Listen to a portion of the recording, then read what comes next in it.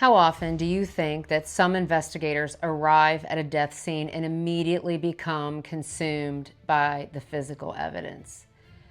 The bloodstains can be overwhelming. The weapon can also be overwhelming. The position of the body, the injuries themselves to the victim, or really just the entire scene itself. But what if one of the most important clues isn't actually found in the physical evidence at all?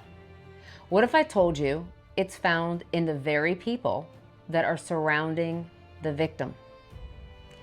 For years, I have taught a concept called Pettler Staging Trilogy. It's something I came up with when I finished my dissertation about 15 years ago.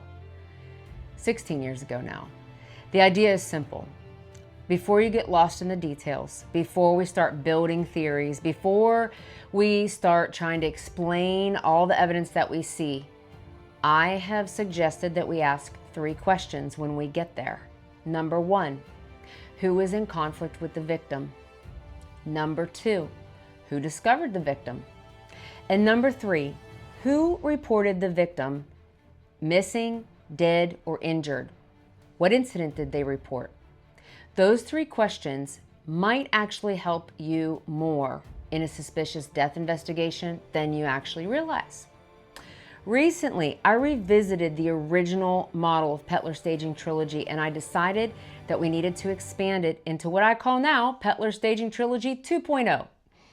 The reason, of course, is still simple for why I did this. It was basically after decades of working homicide investigation, suspicious deaths, staged suicides, staged accidents, equivocal death cases, defamation death cases, wrongful death cases, post-conviction death cases. I realized that investigators really need more than just those 3 questions.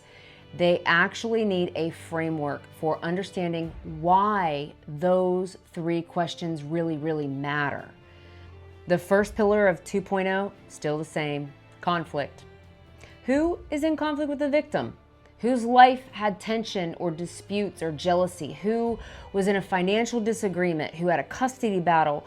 Who had a relationship problem or something significant to gain from the victim's death? Conflict always helps us understand motive, and in staging cases, 100% of the time, preceding conflict is present. It helps us understand the why. The second pillar is still the same, discovery. Who found the victim, dead, injured, or missing? Who was the first person to encounter the body? What were the circumstances? What did that person do when they found the body? What did they say, and who did they say it to? Discovery helps us understand the opportunity of that person.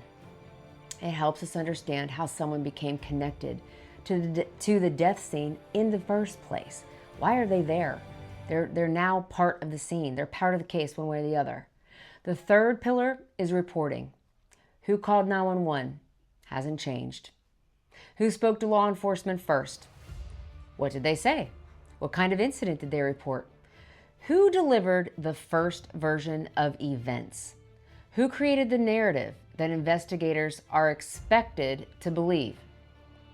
The report to 911 or otherwise helps us identify who is in control of the narrative or who wants to be in control of the narrative. Because every death investigation always begins with a story. That's really what it always starts with. The question is not the story itself, it's whether that story is actually true or which version of the story is true. So now here's where the Trilogy 2.0 becomes super powerful for investigators. When a person occupies all 3 of those positions, in conflict with the victim, discovers the victim, and reports the victim injured, dead, or missing, we have identified what I call a staging point of convergence, or area of convergence if you like bloodstain pattern analysis. The same person had conflict with the victim. The same person discovered that victim injured, missing, or dead. And the same person reported to 911 or law enforcement what happened when they found that person injured, missing, or dead. Now let me be very clear. None of this does not establish guilt. Does not establish guilt. This does not establish probable cause. Does not establish probable cause. This does not mean that a crime has occurred if you find these three things being the same person. What it does mean is that an investigator should slow way down and take a really hard look before manner of death is ruled, because that individual potentially possesses motive, opportunity, and narrative control all at the same time. And if staging is present, those are often the very ingredients we see first, preceding conflict. The trilogy, it doesn't solve the case for you. It triages the case for you. It tells us where to start, where to begin. It helps us avoid missing those things. It helps us identify who deserves that additional scrutiny before we accept the very first explanation being offered. In the new article, I walk through how the original concept evolved, why the changes were necessary, in my opinion, to my own model, and how it has grown and evolved so that investigators can apply Pettler Staging Trilogy 2.0 immediately after arriving at any suspicious death case. It really could be the difference between solving a hot case or it going cold. If you're a death investigator, if you're a detective, you're a coroner, you're a prosecutor, you're a civil attorney, a true crime enthusiast, or maybe you're just simply someone who's interested in how forensic investigations really should work, I think you will find this new Trilogy 2.0 pretty valuable. The new article on Pettler Staging Trilogy 2.0 has dropped in the briefing room on laurapettler.com, and it is available for you to read. Because you know what? Sometimes the most important evidence at a death scene isn't just figuring out what happened. It's also figuring out who is telling you what happened.